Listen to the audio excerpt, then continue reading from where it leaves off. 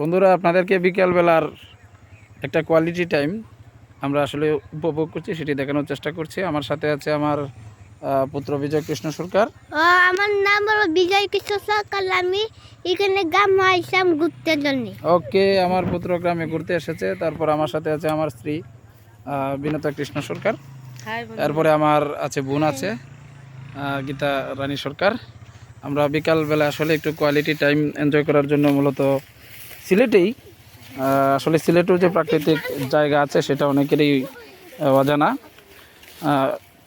আর যদি আসলে জানেও অনেকেই তো আর এগুলা খুব একটা ভালো পায় যে তা না। আমরা যেহেতু গ্রামের মানুষ, আসলে গ্রামের দৃশ্যগুলি আমার পেছনে আপনারা দেখতে পাচ্ছেন যে ধান আসলে পেকে গেছে, আমন ধান।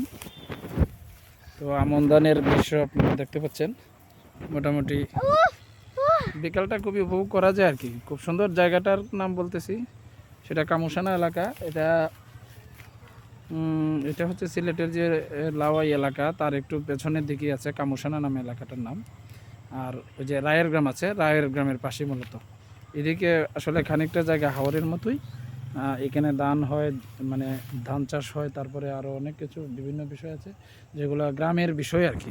আপনারা আসলে দেখতে পাচ্ছেন, চতুর্দিকে দেখানোর চেষ্টা করছি। এগুলা মোটামুটি আসলে বিকেলবেলায় যখন মানে পরন্ত বিকেল সন্ধ্যার একটা মুহূর্ত, ওই রকম একটা টাইমে আসলে দেখতে ভালো লাগে।